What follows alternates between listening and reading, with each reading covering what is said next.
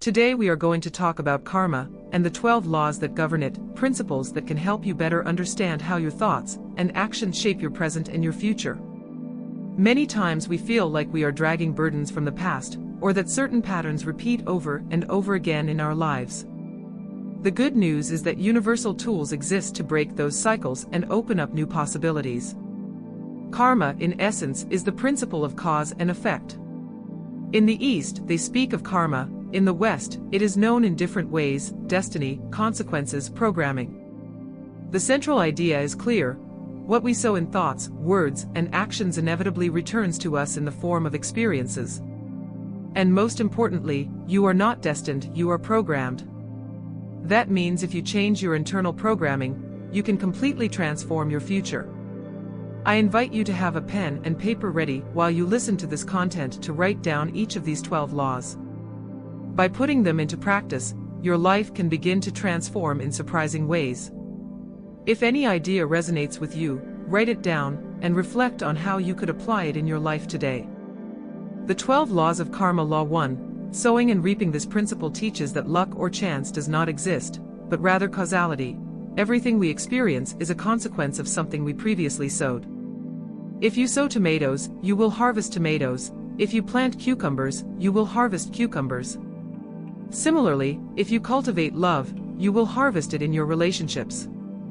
But if you expect to obtain financial abundance solely from that love, you may be frustrated, because each area of life responds to its own ground. What we sow in the mind, in the body, in relationships, and in projects is what we will inevitably harvest. This law reminds us that every result we see today was sown at some point in the past, and that we always have the possibility of choosing new seeds.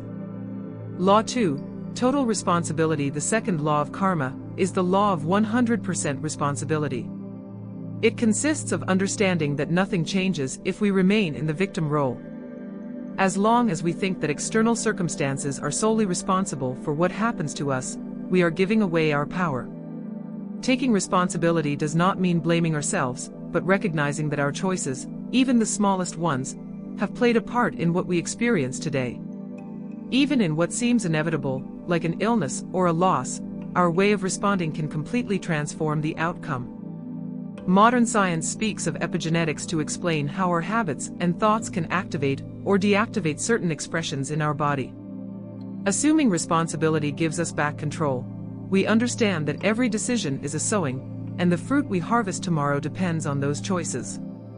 Law 3. Unity. The third law of karma is the law of unity. Everything in the universe is connected. Every decision we make, however small it may seem, opens a path that leads us to another, and then another, until it forms the fabric of our life. If we were to look back, we could trace every current result as a chain of previous choices and actions. Many of them were automatic, made without full consciousness. Others, on the other hand, were born from a clear intention. The law of unity invites us to recognize that there are no isolated steps, but rather links that join together. Every word, thought, or gesture becomes a point that later connects with others, shaping our destiny. By understanding this, a greater responsibility awakens, taking care of our daily micro-decisions, because they also build the direction in which we move forward. Law 4. The only way. The fourth law of karma is the law of the only way. We cannot serve two paths at once, nor feed two opposite directions without fracturing ourselves internally. Life always invites us to choose, and what we choose most consistently becomes our future.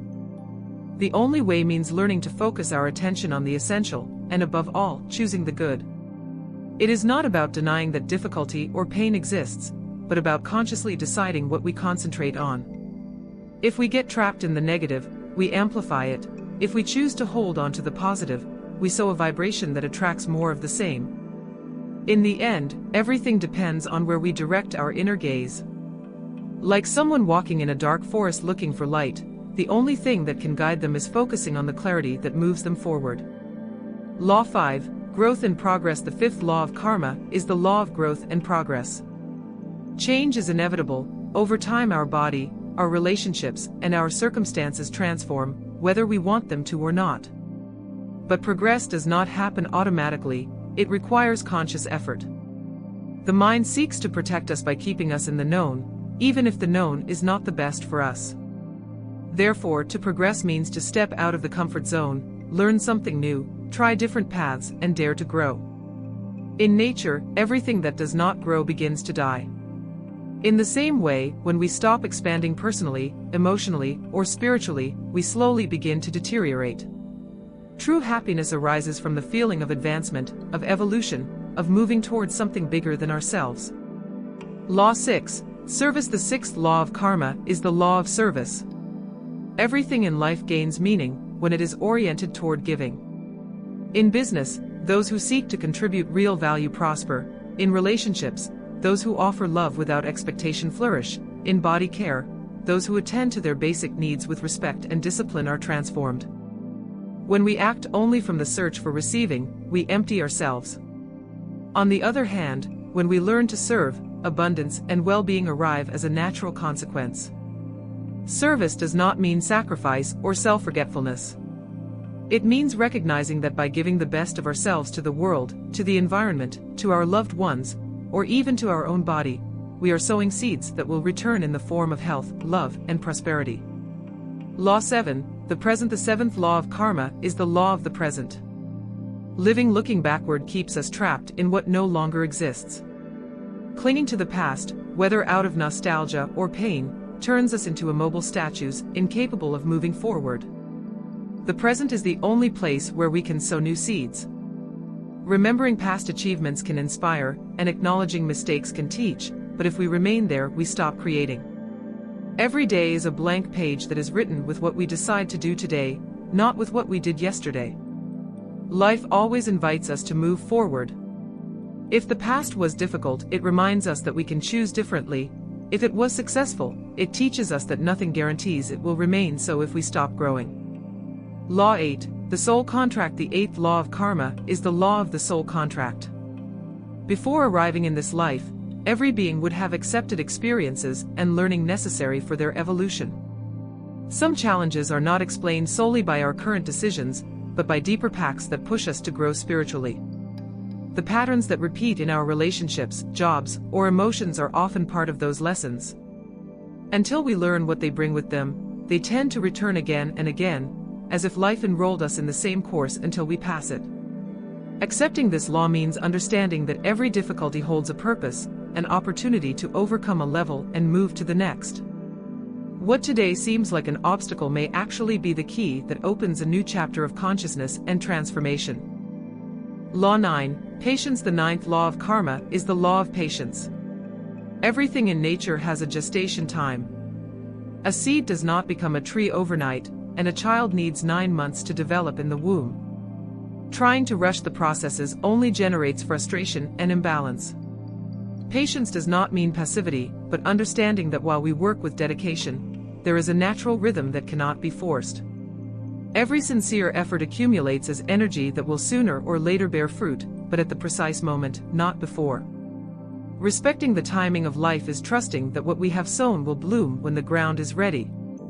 Impatience, on the other hand, pulls up the plant before it can grow. Law 10. Change. The 10th law of karma is the law of change. Nothing remains static. Difficult experiences repeat over and over again until we learn the lesson they bring with them. If we resist, the same patterns return disguised in different forms, new relationships, jobs, or circumstances that reflect the same thing. Change is inevitable, but conscious transformation requires decision. Only when we recognize what we need to learn do we stop stumbling over the same stone. Thus, life stops sending us painful tests, and we begin to create situations more aligned with our growth. Understanding this law is accepting that everything we do not evolve is repeated, and that what we heal is released forever. Law 11. Importance and inspiration. The 11th law of karma reminds us that everything we do leaves a trace, however small it may seem. Every thought, word, and action has an impact on the environment, even in ways we don't immediately see. When we live with purpose, aware that our choices influence beyond ourselves, we become a source of inspiration. The good we sow returns not only to our lives, but also to the lives of those we touch unknowingly. Nothing we do is insignificant. Every gesture counts and contributes to the infinite chain of causes and effects.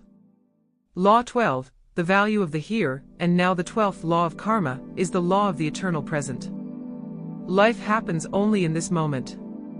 The past is over and the future has not yet arrived. The only thing real is what we do today, here and now. If we sow with consciousness in the present, the future transforms as a consequence. Living trapped in what was or what could be robs us of energy, while focusing on this moment connects us with the true creative power we possess. Karma is not a fixed destiny, but the sum of our choices instant by instant.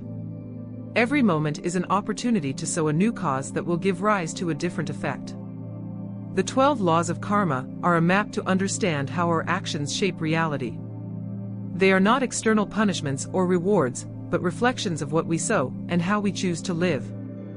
By applying them, we can transform our experiences, break repetitive cycles, and open ourselves to a more conscious, full, and harmonious life. Which of these 12 laws do you feel you need to focus on today?